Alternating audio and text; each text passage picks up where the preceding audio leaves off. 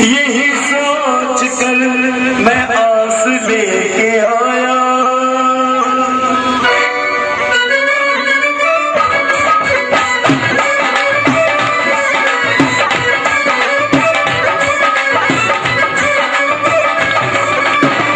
अरे द्वार वालों कन्हैया से कह दो, अरे द्वार वालों कन्हैया से कह दो कि दर पे सुधा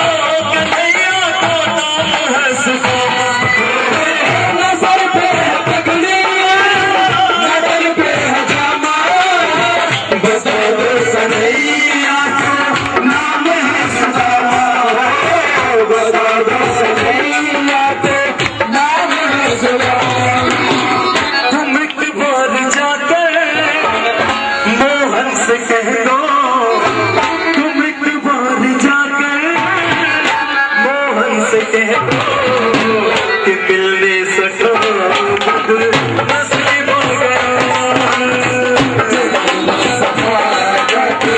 नसीब हो गया।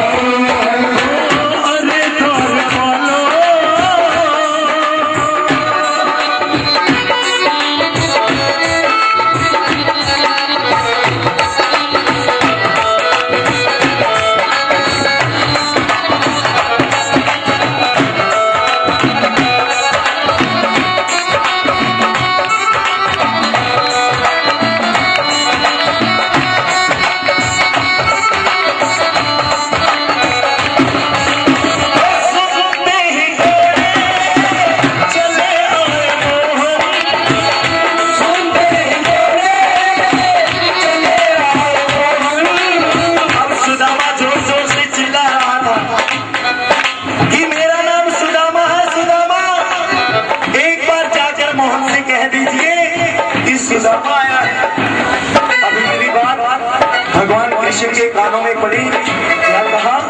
सुदामा आया है तो दौड़ के महलों के बीचों बीच नंगे पांव जाकर क्या देखा? सुदामा रो रहा है, फरियाद कर रहा है और जाकर झट से गले लगा लिया सुदामा को भगवान कृष्ण ने।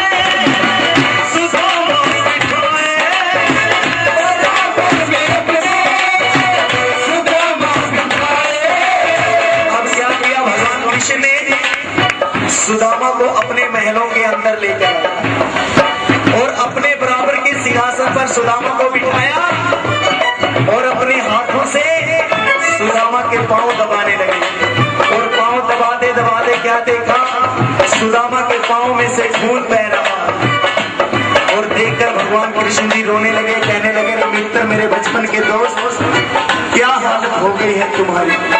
अरे तुम्हारे पांव में से तो खून बह रहा।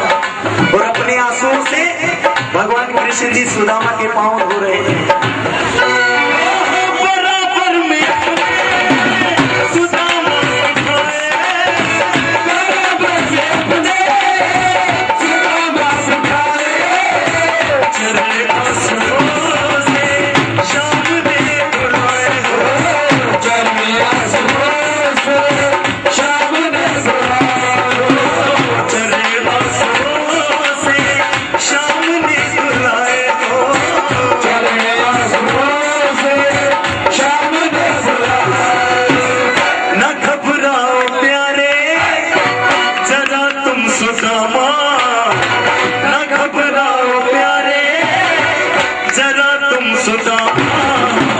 खुशी का समा तेरे शरीर में आ गया है, खुशी का समा करीब आ गया।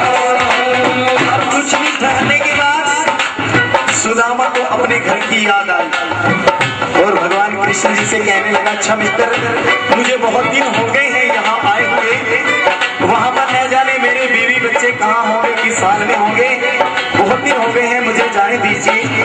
लेकिन भगवान कृष्ण जी तो जानी जानते हैं, सुदामा के बिना कहे ही सब कुछ दे डाला और सुदामा को पता भी नहीं चलता। और सुदामा जी जिन कपड़ों में आए थे उन्हीं में वापस लौटा दिया सुदामा को। और सुदामा जी सोचते हुए जा रहे रास्ते में कि इतना बड़ा राजा और इतना भिखारी, अरे मुझे ये भी नहीं पूछा, अरे तुझे कुछ चाहिए भी या नहीं, इतना बड़ा राजा। और जब अपनी नगरी में पहुंचा सुदामा तो क्या देखते हैं, जहां पर उनकी टूटी फूटी झोपड़ी हुआ करती थी वहां पर एक आलीशान महल खड़ा हुआ। और देखकर सुदामा को गुस्सा आ गया, कहने लगे, वाह भगवान, तुमने मेरे साथ अच्छी की। अरे यहाँ पर मेरी एक टूटी फूटी झोपड़ी हुआ करती थी वो भी